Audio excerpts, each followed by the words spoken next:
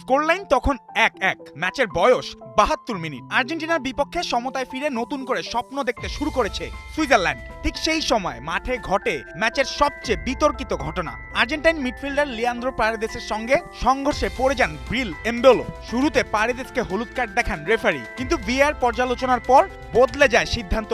সেখানেই স্বপ্ন পরিণত হয় দুঃস্বপ্নে।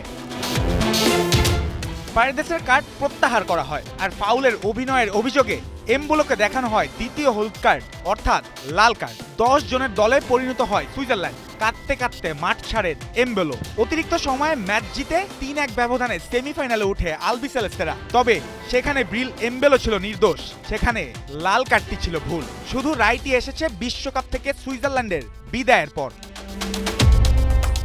বিতর্কের কেন্দ্রে ভিআরের ভুল খেলোয়াড় শনাক্তকরণ ধারা।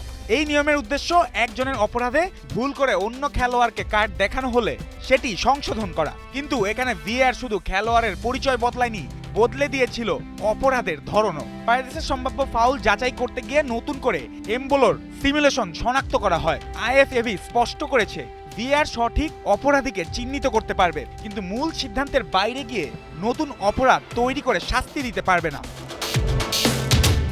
অথচ গ্রুপ পর্বে যুক্তরাষ্ট্র প্যারাগুয়ে ম্যাচেও একই ব্যাখ্যা প্রয়োগ করা হয়েছিল। টিম রিমের হলুদ কার্ড তুলে নিয়ে ডাইভের অভিযোগে কার্ড দেখানো হয় মিগুয়েল আলমিরনকে।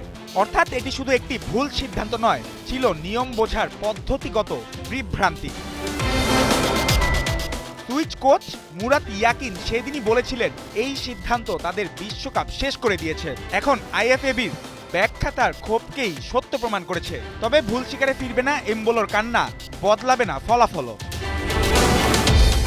জুবায়ের নূর, ৭১।